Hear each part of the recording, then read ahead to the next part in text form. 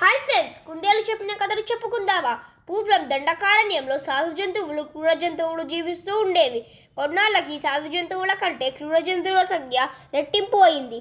ఆ విషయం ముందుగా సాధు జంతువులకు మంత్రి అయిన సుబుద్ధి అనే కుందేలు పసిగట్టి తనకు తెలిసిన విషయాన్ని రాజు అయిన ఐరావతం అనే ఏనుగుకి చెప్పింది.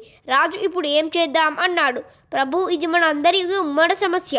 మన బలం మనకంటే రెట్టింపుగా ఉన్నదని విషయం ఆ క్రూర జంతువులకు కానీ పసిగట్టాయి అంటే కలిసికట్టుగా మన మీద దాడి చేసి దొరికిన వాటిని దొరికినట్లు చంపుకు తింటాయి. అందుకే మనం ఏం చేయాలన్నా మన వాళ్ళందరినీ అడగాలి. అందుకే రేపే మన సాధు జంతువులన్నింటితో ఓ సమావేశం ఏర్పాటు చేసి అప్పుడు ఏం చేద్దామో నిర్ణయిద్దాం. సరే, అలాగే చెయ్యి అంది ఏనుగురాజు.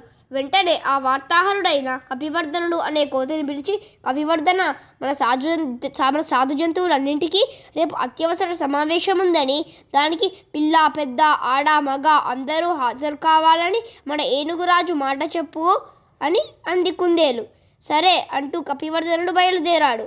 మర్నాడు ఏనుగురాజు ఏర్పాటు చేసిన సమావేశానికి సాధు జంతువులన్నీ హాజరయ్యాయి.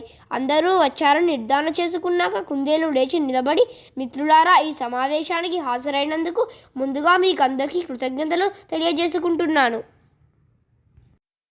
ఇంత హఠాత్తుగా రాజుగారు ఈ సమావేశం ఎందుకు ఏర్పాటు చేశారు అన్న అనుమానం మీలో ప్రతి ఒక్కరిని వేధిస్తోంది, నాకు తెలుసు. దానికి సమాధానం చెబుతాను, వినండి. ఇప్పటి వరకు ఈ అడవిలో క్రూర జంతువులు మనకంటే తక్కువ సంఖ్యలో ఉన్నాయని అందరం అనుకునే వాళ్ళం. కానీ అవి మనకంటే రెట్టింపు సంఖ్యలో ఉన్నాయి. ఈ విషయం ఇంకా ఆ క్రూర జంతువులకు తెలియలేదు. అదృష్టం కొద్దీ ముందుగా మనకే తెలిసింది.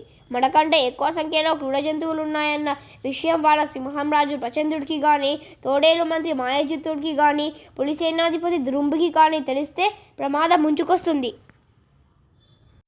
మన మీద యుద్ధం ప్రకటించి ఈ అడవి మొత్తాన్ని స్వాధీనం చేసుకోవడానికి మనలో ఎవరు కనిపిస్తే వారిని చంపుకు తింటారు.